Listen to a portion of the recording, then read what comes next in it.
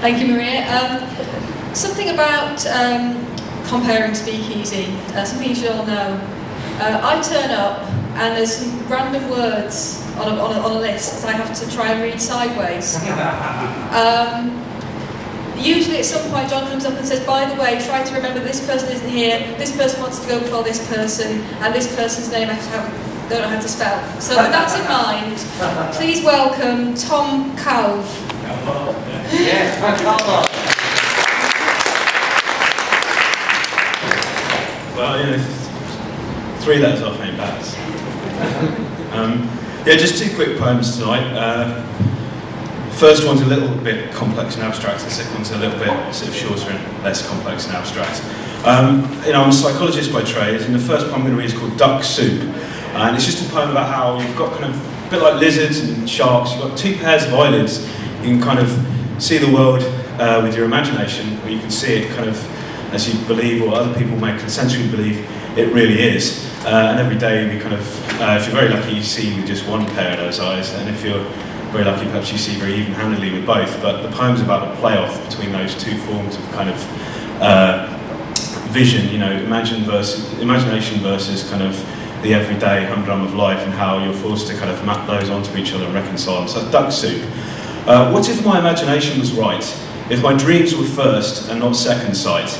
There'd be no tugs or twists or stricken bends on life's ruptured path where one's mind pretends it knows just what it's doing all the time. But there is no reason, just curling rhyme.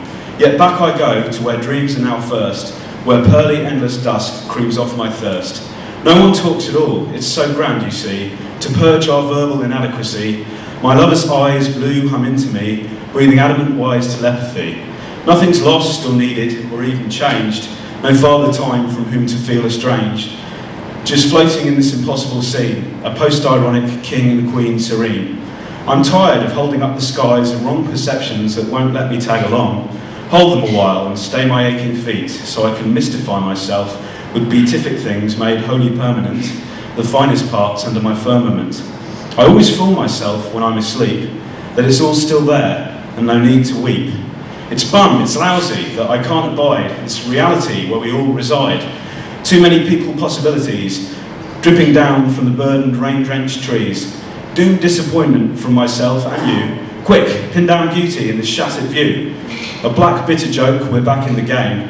Please touch me, or don't, I'm miffed just the same. With each new encounter, distrust's a must.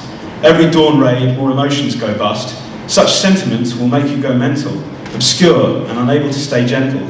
Still I kick them off, like old pairs of shoes, all these day-to-day, matter-of-fact blues. I kidnap ugliness, my glad captive, as she's transformed in my light seductive. A beautiful girl, her hair, youth and me, I step in and out of infinity. What's the reason for this indulgent trip? I vainly tighten my unseemly grip, that turns back and chokes me, bidding me look into this fervent soup I'm bound to cook. Is it disaster or to celebrate as many worlds as each mind can create? Thank you, that's Duck Soup. Just the second poem, just a bit shorter, a bit less abstract, is it's about, you might say I'm a hardened criminal and that I've been at university or convict for 7 continuous years. But I wanted to write a poem about, as you go on in university life, you see a new cohort of people coming every year, you know, the freshers, the first years, and I wanted to write a poem about the positives and negatives of that, the kind of poetic experience of that. So with that in mind, I called it Refreshed, or Refreshed, if you will.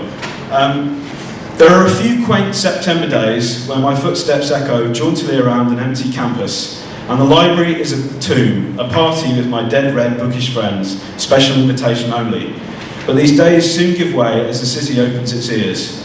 From the university outwards, the arteries of the streets swell, bristle, and are rattled with the suitcase wheels of thousands of new students arriving. Car boots snap open, and precious vitals spill out, new accents strike the air. Entire rooms and buildings fill up in hours. The city remodels itself to allow for youth's follies and feats. Get mugged, get laid, get drunk, join clubs, get ill, get better. Doe eyes glimmer, far away from home.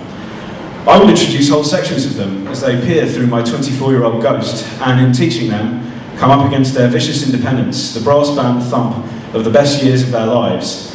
I remember, but I'm as afraid for them as ever. Teenage characters explode all over the urban scenery, and in the end, the snow of lasting personalities begins to settle on all of our futures. Mistakes are made, memories clatter at the forge, hands are held, laps sat upon. University society's tide claws and churns the very beaches of my senses. As that tide lingers and then finally recedes, it washes grooved shapes into me. I start to court the city's silences once more, wondering again what will become of me. Thank you.